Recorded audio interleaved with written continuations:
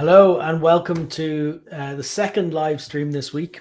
I'm joined today by Brennan Wiremu from Waimakariri. I'll try that right. Civil Defence. Brennan, hello. How are you? Morning, Robin. Morning, Ireland. Thanks for joining us. We've a global audience here today. So, as per every live stream, you're welcome to contact us in the chat. So if you're watching on YouTube, Facebook, Twitter, LinkedIn, I think we're broadcasting all over the place. You can get us on the chat there. So just ask your comments straight in there, and they come up in front of Brennan and myself. So Brennan is in New Zealand. I normally do a map to show people where we're talking about. I'll bring that up now, Brennan. Actually, tell people a little bit where you are. Kia ora, everybody. That's New Zealand native for hello. So we're well south of Australia. We're the closest population to Antarctica. And I'm in the province of Canterbury. Canterbury is in the South Island of New Zealand. The province of Canterbury consumes about 1/3 of the landmass of New Zealand's South Island, which is roughly 1/6 of the total of New Zealand. And for the Irish, New Zealand is just short of 4 times larger in terms of landmass than Ireland. Excellent. So let's take a look here. I've got a map, always fun. So again, it's our second time talking New Zealand this week. So Brennan, you're just in land of Christchurch, is that right? That's correct. So Christchurch City is about a 20-minute drive south from my home, and I'm in the centre of our district of Waimakariri. Okay, excellent. I know, yeah, I think it's familiar to lots of people who have visited New Zealand to be in that area. Okay, excellent. So this is what we're talking about. We're gonna talk mainly today about the 1 in 100 year floods that have happened recently. But I think it's interesting just generally for people to hear about what are the threats in the area. I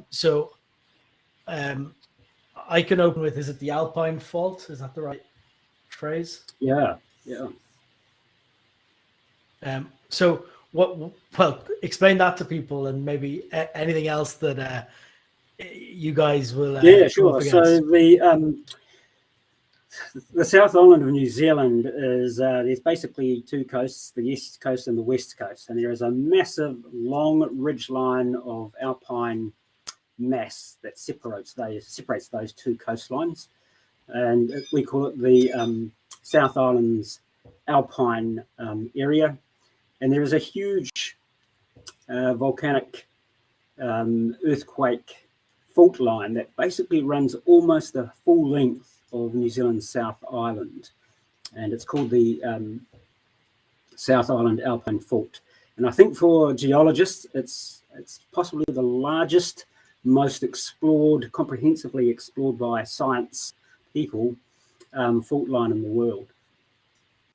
So this is a massive risk for New Zealand, particularly for the South Island. But if the Alpine Fault ever goes in a significant way, and we're talking probably magnitude 7 on the Richter scale or higher, it is likely to cause damage in the southern parts of New Zealand's North Island as well, capital city of Wellington.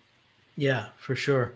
And so the preparation around that is what? You've quite a community response. National project. Yeah. There's a massive national in place at the moment. It's been going for nearly 2 years. It's science informed. It's an amalgamation of science fraternity and the emergency management fraternity. So all throughout the province of Canterbury and all throughout the South Island, in fact, the local emergency management agencies, which are the local authorities in our country, we're all charged with the responsibility of delivering civil defence emergency management, particularly around natural hazards. So we've been engaging our communities for about 2 years now, since the most comprehensive science studies of the Alpine Fault were released. And they've taken a very realistic scenario, a scenario that is probably actually overdue in New Zealand, for a magnitude 8 earthquake centered somewhere along the Alpine fault line. And they've picked randomly 3 locations, one to the south, one to the north, and one in the center. And they've modeled what that potentially will look like in terms of physical consequences on the landscape. So lots of the community planning that's been going on for the last nearly 2 years has been based on those models. And when that happens, I mean, my understanding is the kind of line is no one's coming to help you. It'll be a completely overwhelmed. New Zealand, despite its size compared to Ireland, is still a very, very small landmass. So the South Island, if we get a magnitude 8 earthquake on the South Island Alpine fault, there will be no place on the South Island that won't be severely physically impacted by this. And Canterbury, we're the largest province in all of the South Island. In fact, geographically, we're the largest province, I believe, in New Zealand.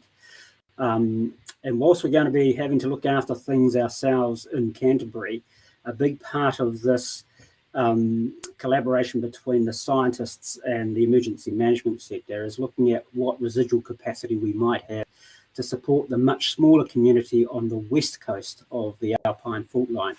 Canterbury's on the east coast.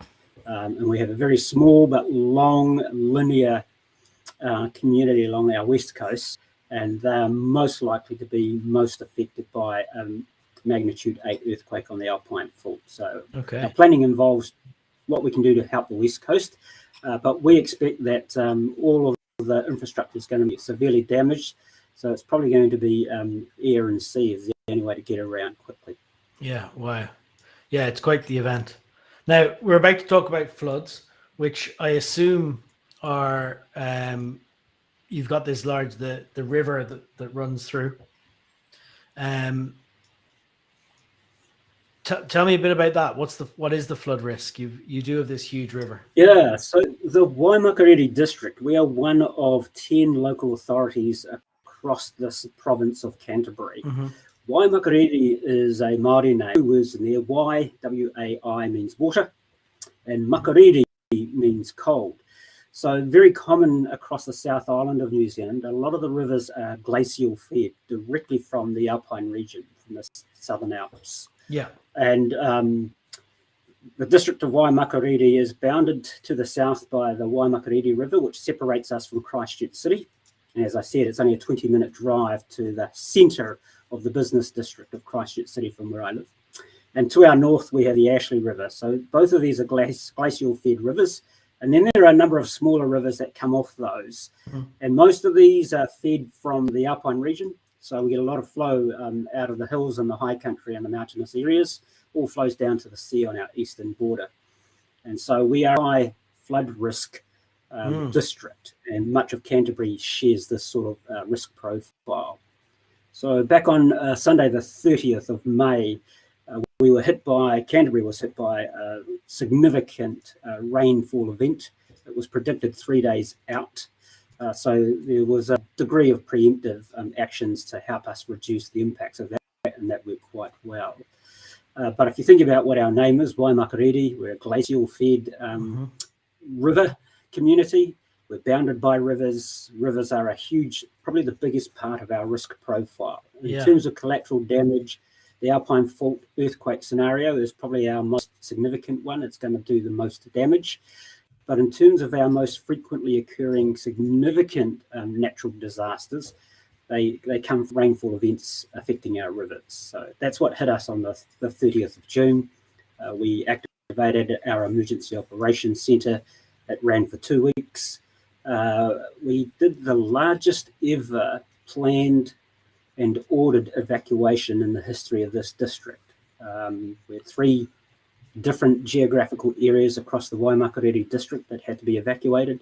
Rough numbers, somewhere in the order of probably 2,000 or 3,000 properties affected by those 3 evacuation zones. We've never done an evacuation for a real emergency of that scale before that I'm aware of. Wow. Your PowerPoint presentation with pictures has just arrived in. It's here up on the screen. I don't know if you can see. Maybe if you scroll up on the screen you're on, you might see it. Tell me what would you like me to show here? Oh, maybe if you want to just randomly go through the slides and I could talk, sure. I'll just pause. Excellent, thank you. Yeah, so depending on where geographically you were, I'm not sure how much viewers understand the science of predicting the annual return intervals for disasters and particularly for rainfall events. No, if you could explain, predicated on historical data. And so what you can see there, those are some of our largest communities in the Waimakariri District. And the recorded rainfall levels in each of those communities times on specific days that you can see there across the top of that matrix. The recordings there, when you match that to previous historical data, you get the average return interval. So as you can see beneath the matrix, in Oxford on the 29th of May and the 30th of May, the amount of rainfall recorded over that 48-hour period was the equivalent of a 127-year rainfall event.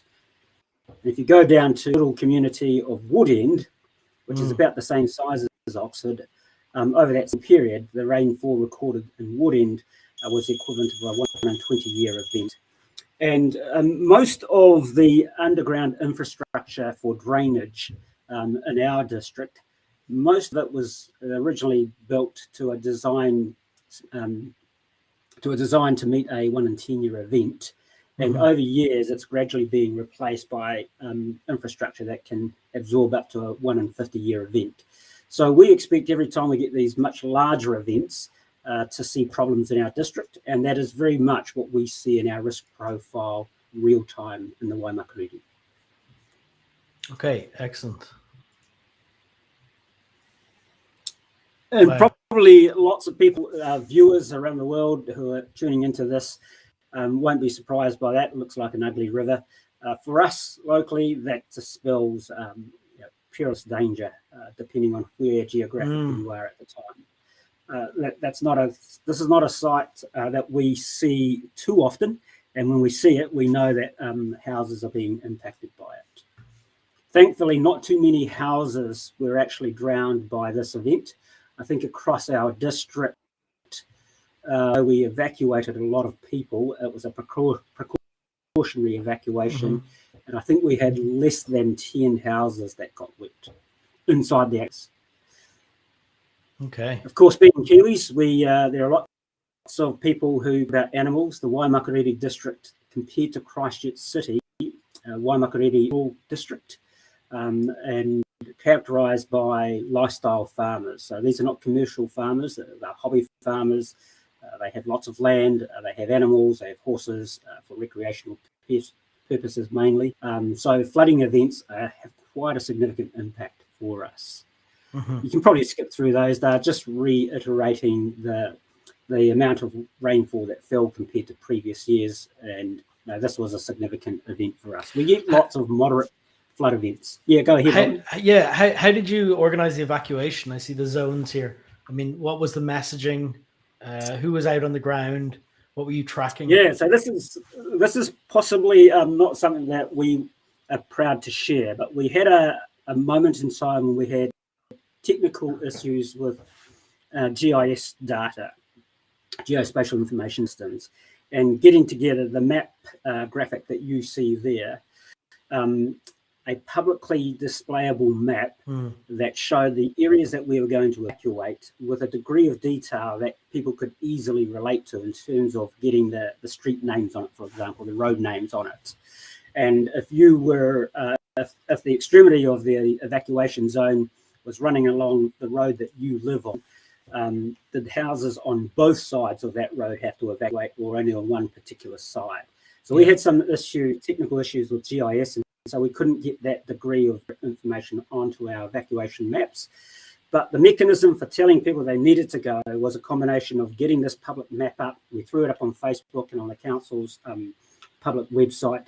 In New Zealand, we have this warning system where we can bring up a map, put polygons on it like what you there, create a message, press send, and it hits every single smartphone and cell phone able to receive smart messages. And basically telling people, if you're inside this area, go to the link and you'll see the map on your screens or on your phones. Get out of there now, sort of thing. So there was that messaging went out, and at the bottom end of the line, we had emergency responders in uniform and vehicles with red lights and sirens going door to door. So it was a fantastic effort by the emergency. Where were they going? Did you have to put on shelter for these people? I yes, mean, I assume a lot of people go to relatives, but there must have been an overflow as well. That's correct. That's correct. Yeah. So despite the number of people and the large geographical area, whereas we're still geographically quite small, so you could drive around our entire district in less than 2 hours, including if you were to go way out to the western flank, which is mountainous area for us. Mm-hmm. So we do have a number of community halls in the district that belong to the council, and we were able to direct people to those. We didn't have people there that could receive them and look after them and keep them happy. In some cases, it was a matter of just unlocking the door and leaving the building open. In other cases, we had staff managing the centres.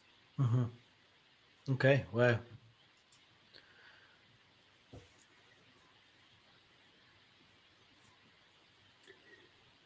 So this is a good example of real physical impacts in a very rural part of our district, given that our entire district is considered to be a rural district. Yeah. And then within rural districts, you've got some very urban areas and you've got some quite rural areas. So this place here, the photo probably, if you look at that photo 4 days later when the water receded, an entire river ran through that property, and it's kind of like Noah's Ark. Everything on that property, and it's a 10-acre property, is now covered in about 2 meters of river shingle, but the house completely dry on the inside. It's amazing, really. So he lost all of his livestock. Okay.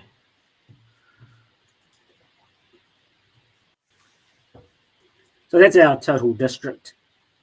And what's very prominent in there, I'm not sure if your viewers can make out the blue lines there, but you can see the Waimakariri River to the bottom of the screen, going from left to right, and the Ash nearer the top of the screen going left to right. Mm-hmm. They're our two largest rivers, and these were problematic.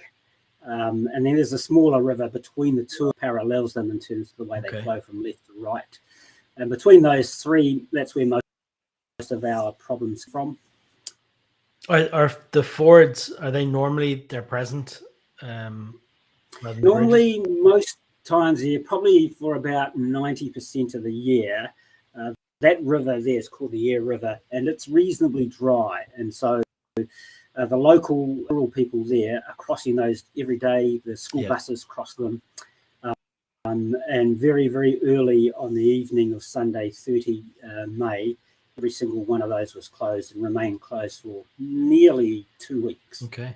Due to damage. Despite that, it's actually very difficult to geographically isolate people in the Waimakariri district. Our road network is comprehensive. There are lots of alternative routes you can take. Other routes. So we had one small commercial farming community way off on our western flank, close to the Alpine region, and it was completely isolated for about 3 weeks. Okay.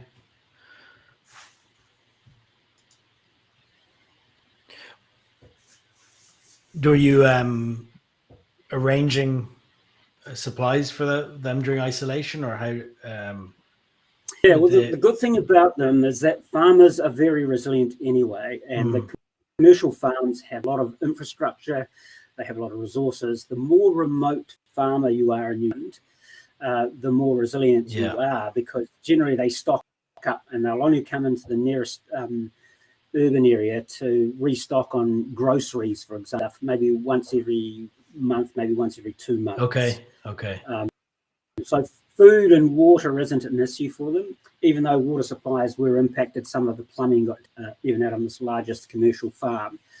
They do have a lot of resources to fix something like that. And in our district plan rules, if you live in the rural area, you have to have your own water supply in addition to the water supply that the council might be providing you. Okay, very good. So what our river floodings normally do to us is they close down roads, they'll drown underground infrastructure, and our ability to repair that infrastructure quickly, we've got a bit of experience at it now, and we're creating the diameter of our pipes to be able to absorb more water. Of course, we're never going to beat these 100-year return events. Yes. They're always going to challenge us. Yeah, absolutely.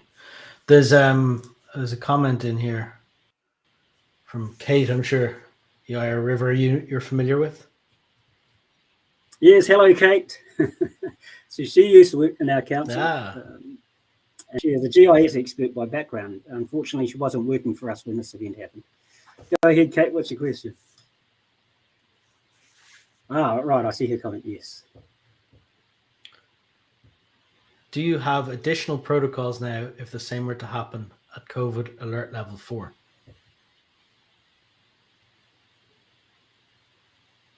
No. So our protocols are very much the same. And I'm not sure. Did that question come from Kate or from? It's from Kate. Yeah.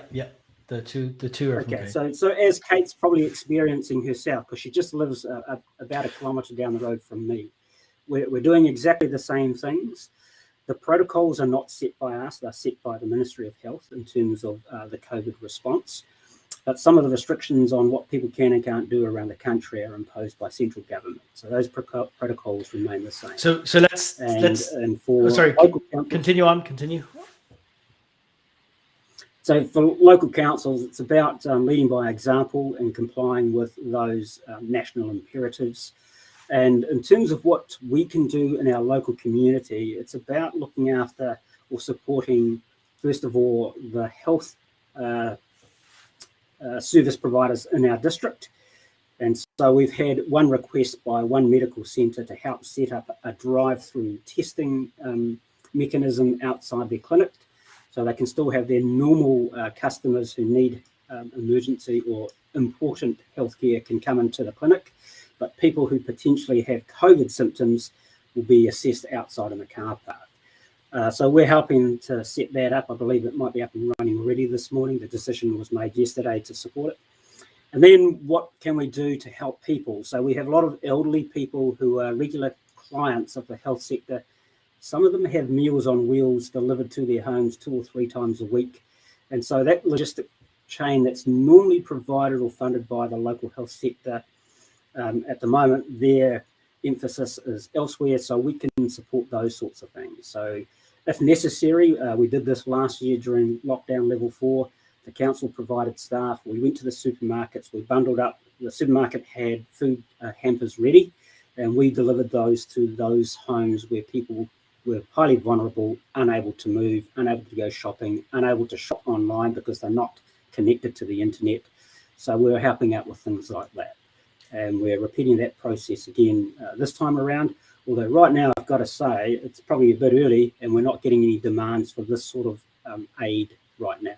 So let's put that in a little bit of context for people. You've just gone into a lockdown, and I think the whole world, well, we see in Europe, certainly New Zealand comes up with COVID again and again and again because you've kept it out primarily. So when you have a lockdown, it's a very strict lockdown for a short period of time, is my understanding.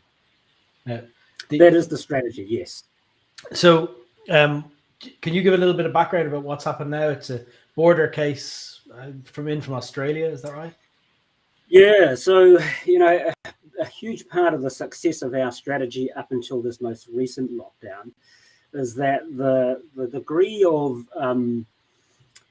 testing that's done at our borders, all of our cases over the last probably 12 to 14 months have been detected at the border. Mm-hmm. So we have isolation facilities and quarantine facilities at the international borders, the nearest motels at the international airports, for example. And so people have to go there first. They have to remain there for a couple of weeks. There's a couple of tests that they must complete there during those 2-week period before they're able to leave that hotel, that isolation facility. So all of the cases so far over the last roughly 14 months have been detected at that level. Mm-hmm. So they were never getting into the community. They were contained at the international border isolation facility and treated there. So what's just happened on Wednesday is we've detected a case that was in the community. It was the first one in roughly 14 months, approximately. And so they very, very quickly had to isolate that person, do some genome sequence testing to try and identify which strain and try and identify where it came from. So another huge part of the health strategy has been around the contact tracing protocols. So there's comprehensive work by a range of different parts of our health sector. And of course, it takes 2 to 3 days to complete that process. And in that 2 to 3 days already, we've gone from 1 case to now, I think it's 21 as of this morning. So there's the saying, there's going to be probably a number of slogans in New Zealand. So the saying right now is hard and fast. So that means throw maximum control measures over wherever it be. And right now it's over the entire country. Right from the start, do it hard. And then we should be able to recover more quickly and get back down to a low level of response. As opposed to some of the other countries and even our nearest neighbours, Australia, where in some of their states they go really hard. They put in sort of partial control measures, and it took them much, much longer to sort that problem out. So our government has made a very, very strong decision. We're not going down that path. We want to try and eliminate and get on top of this thing right from the get-go to reduce the amount of time that we lock the country down. With the impact of no tourism at all, the borders there's no tourism for the economy at all. There has been, but Australia? There has been. It's been very, very strictly controlled. So which countries are allowed to come in here is tightly scrutinised. Australia and the Pacific Islands that our government has administrative obligations to, there have been slightly different rules for them, but our government has also partly funded some of the COVID response into those Pacific Islands to ensure that they can get to a level of health security that is commensurate with our health strategy back here in New Zealand. And even between Australia and New Zealand, there was a period of time when New Zealand relaxed the border controls for Australian people. Yeah. And now that's changing. And the Australians have had to do the same domestically because of some outbreaks that have been regularly occurring over the last year. Well, it's extremely impressive from afar. We keep referencing New Zealand and their response to it. We've been, certainly in Ireland, the opposite, a leaky bucket of COVID response to balance. I think to get a balance, but I'm impressed, and it all seems great. There's a question in here, and I think this goes back to the flooding. So not quite as much about the COVID. I think it came in when we were talking about flooding. So was there a change in plans for future responses, or any specific training for responders to these events, being the floods? Yeah, great question, because I'm just about to sign off on the report that where we did the review of this latest flood response. So for our district, there are some changes, and they're not big, they're not hostile changes. So in terms of the managed response, the Emergency Operations Centre, we have set scales for the staff that we put into the first shift when we first activate our Emergency Operations Centre. So we've up the ante on that. We're including more people in it now. More GIS staff and more comm staff are a part of that. And in terms of our responders, no differences there. But what we have spent a bit of time on in our council is providing resources, flood response resources, that we can use on people's homes and outside businesses. So sandbagging, there are some manufactured flood protection devices that people can buy. So our council's bought a bit of this stuff. We're the only council that I'm aware of in the South Island that does this. Yeah. Most other councils will just encourage people to go and buy your own sandbags and learn how to do improvised flood protection. So we have an inventory of that. We have trained volunteers who can do that.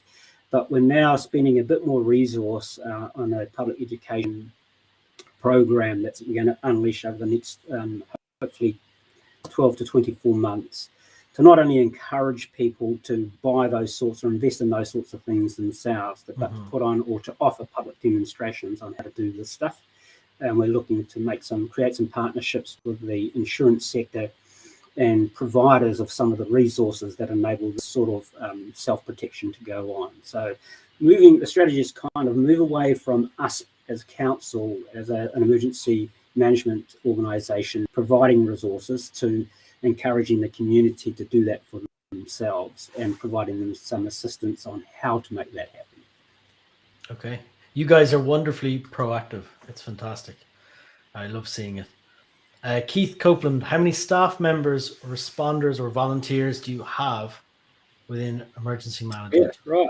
So the Waimakariri District, we are one of 10 local councils or local authorities across the province of Canterbury. We are the third largest district geographically and in terms of our population. So our mighty district has a population base of about 55,000 people, compared to Christchurch City, which has a population base of about 240,000 people. And so for the size of our district, our council staff is about 430 in total, and some of those are not full-time staff. And for our emergency operations centre, currently we've got 71 of those staff are on our list. We train them once a month on how to work in the EOC. So that's a reasonably significant contribution. In terms of our trained volunteers, we don't have a lot. So across our district, we've currently got 72 adult trained volunteers. And a little over a year ago, we started a cadet program for interested youth between the age of 12 and 18 years old. And we don't use them operationally for a real emergency. Mm-hmm. We'll let them observe, but because of their age, they deploy.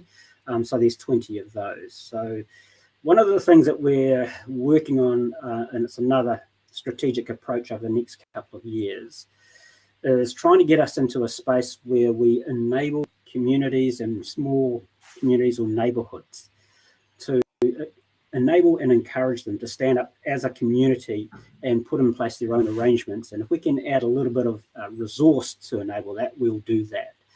So there's been quite a high dependence on, we'll leave it to the council and the Civil Defence Agency, which is the council, with all of our emergency response partners, mm-hmm. to look after our community.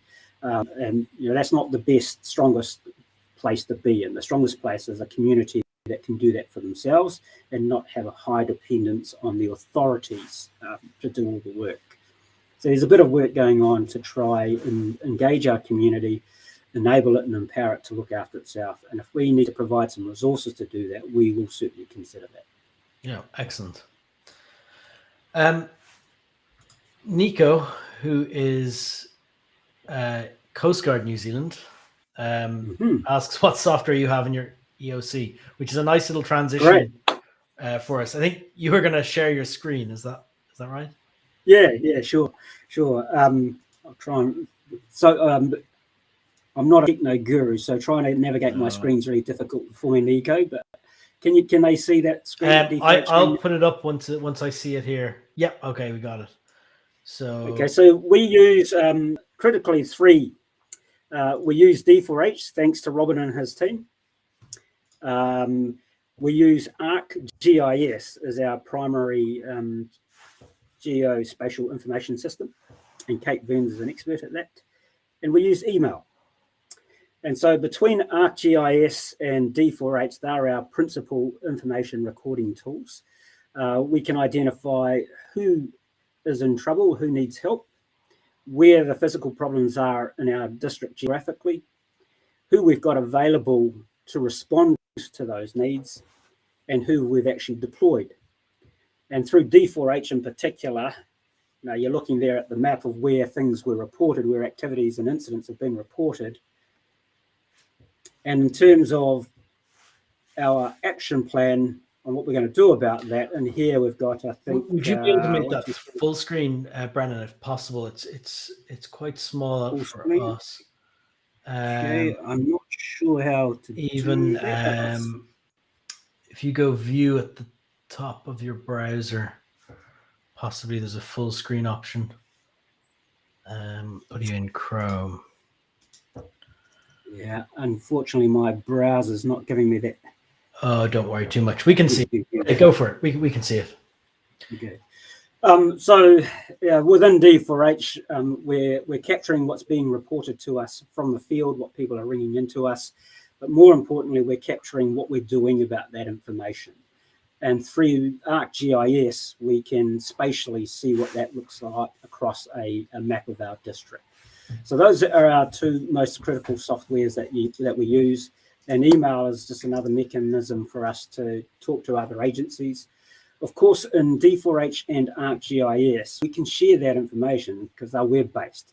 So there are a range of agencies who partner with us, and under the right conditions, at the right time, we will share our ArcGIS and our D4H platforms with those agencies. So there are privacy conventions in New Zealand that we have to be careful about that, but it still enables us to share critical data with the critical service providers. So we do that. And I just got to say, we absolutely love D4H. Here in Canterbury, across the 10 councils, we were the second council to buy a D4H product. We bought it a few years ago now. And across the 10 councils of the Canterbury province, there has been now a partnership agreement, and the entire Canterbury province has procured it as a regional procurement. So our council no longer has to pay for our access to D4H. It's done under a partnership across the whole region. So all 10 councils are now using this, and a number of other councils across New Zealand in the North Island, I understand, are also using it. Yeah, there's a lot of New Zealand activity for sure. So could you go back to the map? Is that possible? Yeah, I've done something to the screen, so I'm not sure. Oh, okay, yep, here we go. I'll go back there. I think we're seeing captions as well. Come up, hit map, and we'll see how we do. There you go. I'm in the map now. Can you see that? Yeah. So this is the same flooding event we just talked about. Yes, this is the actual site that we used for the flood. And do you want me to turn those captions off? Is that easier? Yeah, if you're able, and even that it says it's sharing your screen. I don't know if you're able to hide that as well. I think the captions are coming from the restream event, but we'll make do. So yeah, don't worry. So what we're looking at here is the map of that actual event. And what are the pins on the map that were? Yeah, so over here, this is an elderly rest home. So it got flooded inside. The flooding didn't come from the surface. It was actually rainfall and a faulty roof we discovered in the end. But it was significant enough that those people had to be relocated. And that happened rather quickly thanks to the local fire brigade. It's a rural community. We have Nico saying F11 should full screen it for you on Chrome on a PC. F11.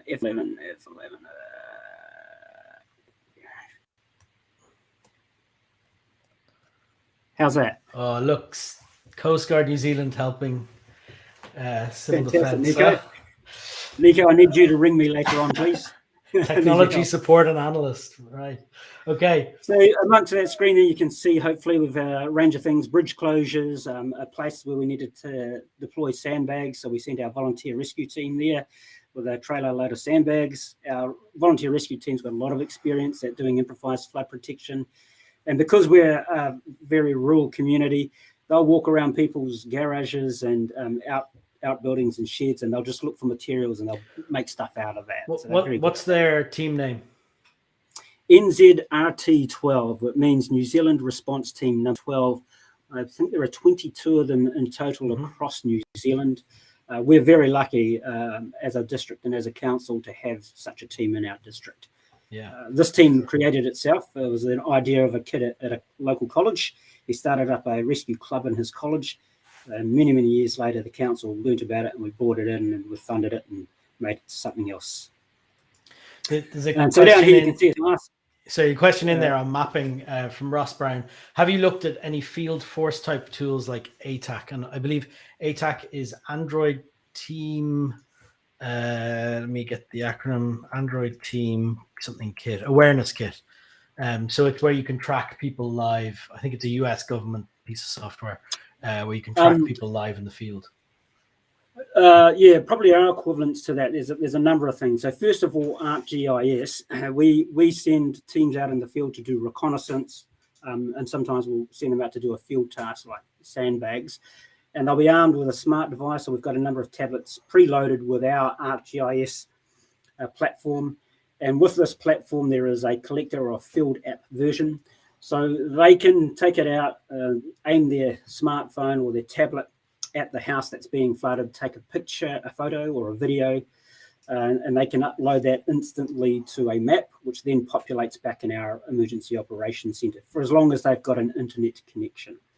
And even if they haven't got internet connection, it saves on their device. They just drive somewhere where they get internet, push a button, and then it'll populate back in our EOC. So we can see on the map in the EOC where that is.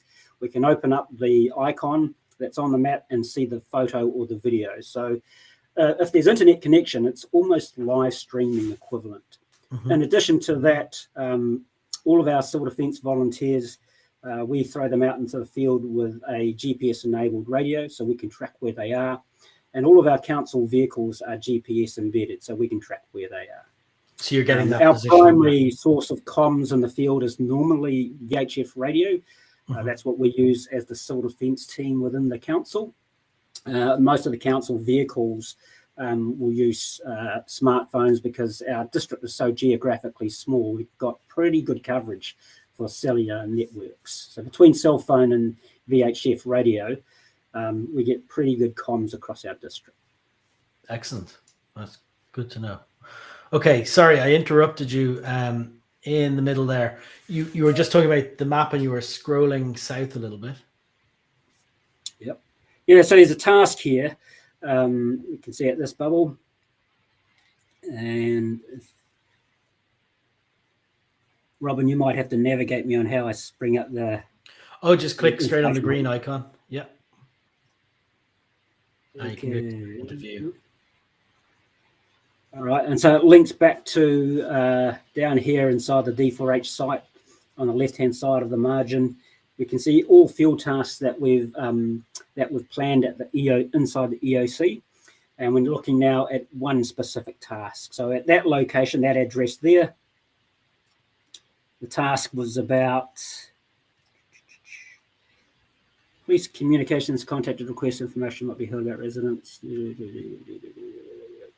So we had an elderly couple living at that residence. They were obviously worried about the amount of surface flooding around their property, and a team was dispatched there to see what was the problem there and whether they actually needed physical assistance. And so we would be waiting for that team to complete that task and either radio back from the field or ring us from the field or populate through ArcGIS.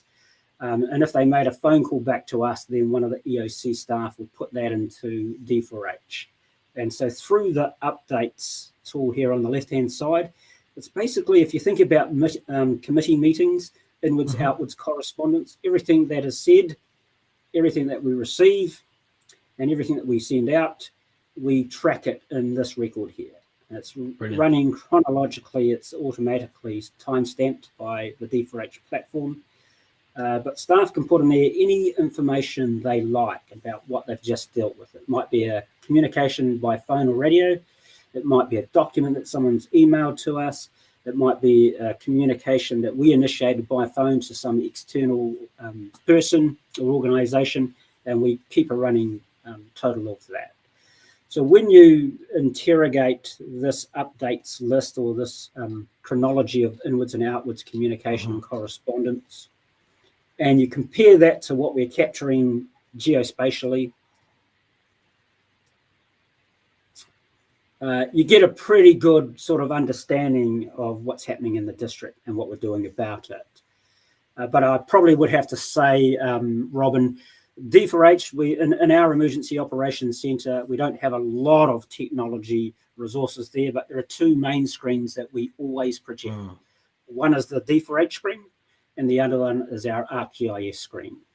Our single source of truth for geospatial capture of information is the ArcGIS screen.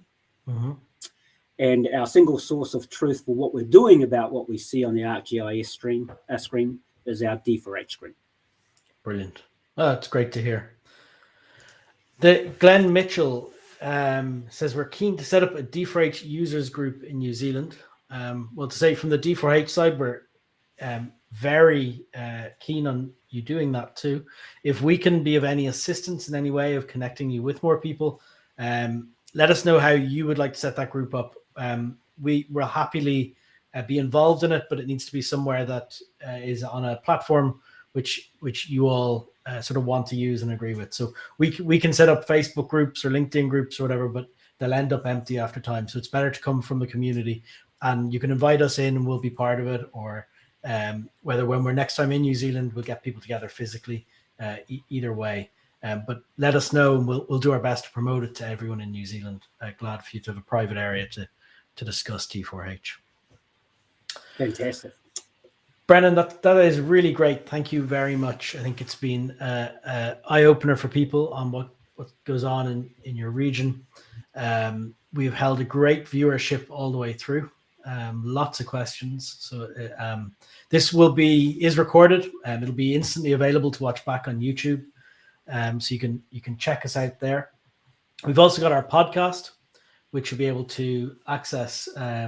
If you go to our website, go to the blog, you'll find a link to the podcast on Spotify, Google Podcasts, and it's the audio version of this too. And all the previous episodes we've been doing over the last year. So there's lots of interesting people talking about how they respond to incidents around the world. Brennan, anything else I've missed? We may have agreed to talk about and I've missed, or otherwise we'll wrap it up. No, I don't think so. But again, from Waimakariri District to D4H, thank you very much. We're loving D4H. We loved it the first time we set eyes on it, and our appetite for it's growing every time we use it. Excellent. Thank you so much. Talk to you soon.